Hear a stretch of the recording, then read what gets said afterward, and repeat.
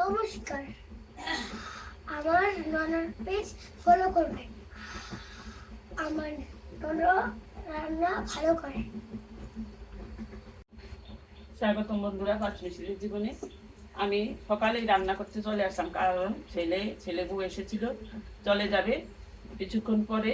রান্না করে দিয়ে খেয়ে যাবে এবং কিছুটা রান্না দিয়ে দিব। আজকে রান্না করব আর মাছ। এই যে আর মাছ নিয়েছি, আর মাছ রান্না করব ইলিশ মাছের মাথা দিয়ে লতি দিয়ে রান্না করব। ইলিশ মাছের মাথা দিয়ে লতিটা অনেক টেস্ট খেতে। রান্না করব চিংড়ি মাছ নিয়েছি, বড় বড় মোটামুটি সাইজের চিংড়ি মাছ দিয়ে পুঁই শাক দিয়ে রান্না করব। আছে খাসির মাংস রান্না করা, ডাল, ডাল। সম্পূর্ণ ভিডিওটি দেখতে থাকো। আর তোমরা কে কোথা থেকে আমার সবসময় নিয়মিত ভিডিও দেখো, তাদের প্রতি অনুরোধ রইল পেজটিকে এগিয়ে নিতে তোমাদের সাহায্যটা মনে করছে। আর এই যে লতি কেটে নিয়েছি, সব কেটে নিয়ে ধুয়ে চলে এসেছি। কুমড়া, পুঁই শাক কেটে নিয়েছি, পুঁই শাক দিয়ে কুমড়া দিয়ে রান্না করব। লবণ হলুদ দিয়ে মাছগুলি মাখিয়ে নেব। প্রথম বেশ কিছু মাছ, যেহেতু খেয়ে যাবে আবার নিয়ে যাবে, তাই রান্না করছি একটু বেশি করে মাছ। এই কয়েকদিন পয়লা বৈশাখে ছেলে নাচে, বউরা ছিল, খুব ভালো সময় কেটেছে। মাছগুলি আমি ভালো করে আগে মেখে নেব। তেল দিয়ে দিলাম কড়াইতে,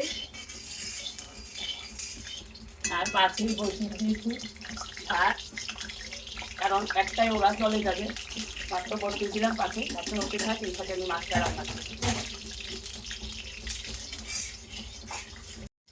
এক এক করে মাছগুলি আমি এখন ছেড়ে দিই।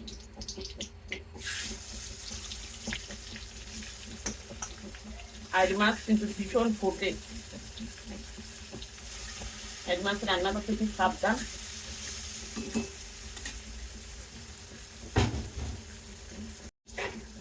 সরিষার তেল দিয়ে রান্না করছি। সরিষার তেলের জানো ফেনা উঠে গরম হবে।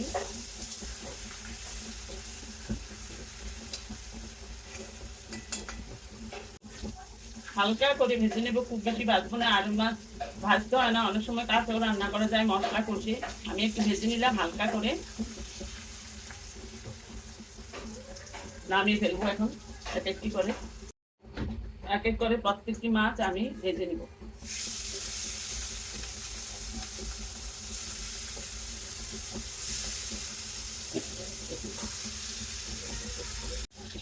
এই বেশি মাছ ভাজা হয়ে গেল, নামিয়ে ফেলবো। আর কিছু মাছ আছে ভেজে নিব, তারপর বসাবো মূল মাছের ঝোল। মাছ ভাজা প্রায় শেষ, এখন ভেজে নেব মাছের মাথা, যেটা আমি লতি দিয়ে রান্না করব। আগে ভাজার কাজটি ছেড়ে নেব। ওই মাছের তেলেই ভেজে নেব মাথা, ইলিশ মাছের মাথাও ভাজা হয়ে গেছে, নামিয়ে ফেলবো। একই তেলে মাছ এবং মাথা ভেজে নিয়েছি। মাছ ভাজা, মাথা ভাজা শেষ। ফোড়নে দিয়ে দিব গোটা গরম মশলা আর তেজপাতা দুটা। আমি সব একসাথে নিয়ে এসেছি, কারণ খুব তাড়াহুড়া রান্না করছি।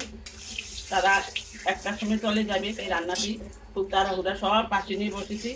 দিয়ে দিলাম গরম মশলা, তেজপাতা দিয়ে দিব, পেঁয়াজ বাটাটা কষিয়ে নেব কিছুক্ষণ।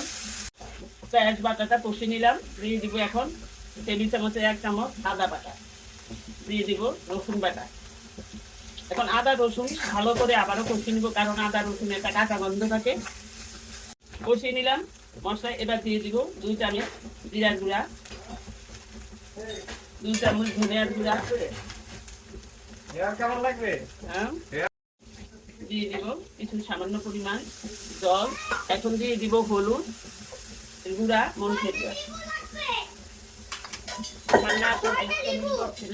লেবু কয়টা আনবে তোমার দাদুকে বলো, কয়টা লেবু আনতে গাছ থেকে, দাদুকে বলো। দিয়ে দিব লবণ। একেবারে মশলাটা ভালো করে তেল ছাড়া না পর্যন্ত কষিয়ে দেবো। এবার কালারের জন্য দিয়ে দিব কিছুটা কাশ্মীরি লঙ্কা গুঁড়ো। ঝাল নাই, কিন্তু রংটা খুব সুন্দর আসবে। এখন মশলা কষানো শেষ, দিয়ে দিব জলটা ফুটতে শুরু করলে দিয়ে দিব মাছ। ঝোল ফুটতে শুরু করছে, এখন দিয়ে দিব মাছ। সবগুলি মাছ একসাথে দিয়ে দিব। এই যে মাছটা আমি চুলে 5 মিনিট ফুটতে দিব। মাছ মোটামুটি রান্না শেষ, কয়েকটা কাঁচামরিচ দিয়ে আর 2 মিনিট রেখে নামিয়ে ফেলবো। হয়ে গেল, মাছ নামিয়ে ফেলবো। এবার দেখো মাছের ফাইনাল লুক। তোমরাই বলো কেমন হয়েছে রান্নাটা, কালার কেমন হয়েছে। আর রাখবো না, এখনই নামিয়ে ফেলবো। চুলাটা বন্ধ করে দিল। কড়াইতে তেল দিয়ে দিয়েছি, এখন বসাবো লতি। যে মাছে যে যা লাগবে তেল দিয়ে দেবো পেঁয়াজ কুচি। মাথাটাও ভেজে নিয়েছি আগেই, পেঁয়াজ কুচিগুলি একটু ভেজে নেব। খুব শর্টকাট দেখাবে। আমি আসলে যা রান্না করি, যা খাইনি ওইগুলি আমি তোমাদের মাঝে তুলে ধরি। অনেকেই আছে যে বিভিন্ন ধরনের রান্না করে, মাংস দিয়ে বিশেষ করে, আটা ময়দা দিয়ে, বিশেষ করে তেল দিয়ে, তেল জাতীয় খাবার যেগুলি, এগুলি আমি কম রান্না করি। কারণ আমি এই রান্নাগুলি তেমন খাইও না, পছন্দ করি না।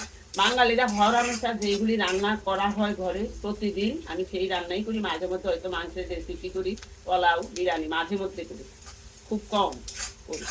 তার জন্য তোমরা হয়তো বলবে প্রতিদিন মাছের রেসিপি। আমি যা রান্না করি তাই তোমাদের মাঝে তুলে ধরি। পেঁয়াজটা ভেজে নিলাম, দিয়ে দিব এখন লতি, প্রচুর লতি। 1 কেজি এখানে লতি আছে, সম্পূর্ণ লতিতে তুলে দিলাম। ইলিশ মাছের মাথা দিয়ে কচুর লতি খেতে, কচুর শাক খেতে অনেক টেস্ট। হলুদ লবণ দিয়ে দিব। হলুদ, লবণ, মরিচ ছাড়া কিছুই এই লতিতে আমি ব্যবহার করবো না, যেহেতু ইলিশ মাছে অত্যাধিক মশলা দিতে নেই। কারণ ইলিশ মাছের যে একটা ফ্লেভার আছে সেটা চলে যায়, তার জন্য মরিচ, হলুদ আর লবণ। 5 মিনিট হলুদ লবণ দিয়ে কষিয়ে তারপর মাথা এবং মরিচের গুঁড়া দিয়ে দেবে। লতি একটু ঝাল ঝাল ভালো লাগে, কচুর লতি, কচুর শাক একটু ঝাল ঝালই ভালো লাগে। দিয়ে দিলাম 3 চামচ মরিচের গুঁড়া। মরিচের গুঁড়াটা মিলিয়ে দিলাম, দিয়ে দিব এখন মাথা।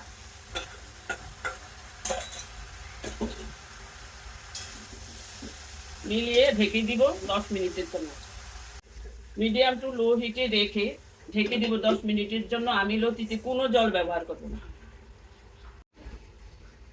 ঢাকনাটা সরিয়ে একটু মেরে দেবো। তোমরা এভাবে জল না দিয়ে লতিতে এইভাবে ঢেকে ঢেকে রান্না করে খেয়ে দেখবে, লতির টেস্ট তোমরা পাবে এবং রান্নাটা অনেক টেস্টি হবে।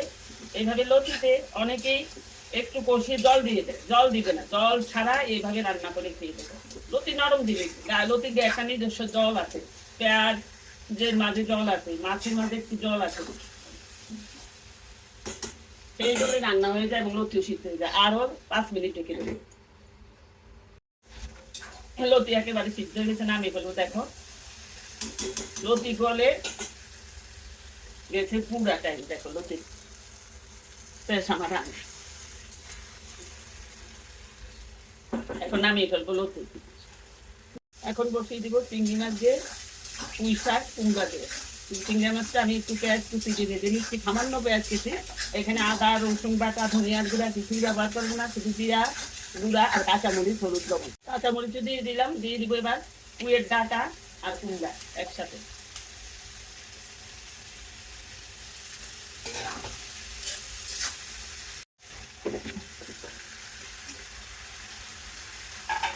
হলুদ লবণ দিয়ে কষিয়ে দিবে, তারপর জিরা গুঁড়া দিব, আর কিছুই দেবো না। আর তারপরে ফোড়ন দিব কালো জিরা তেজপাতা।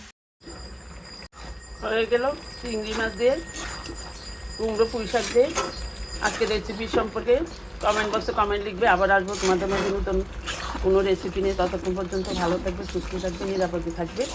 বাই।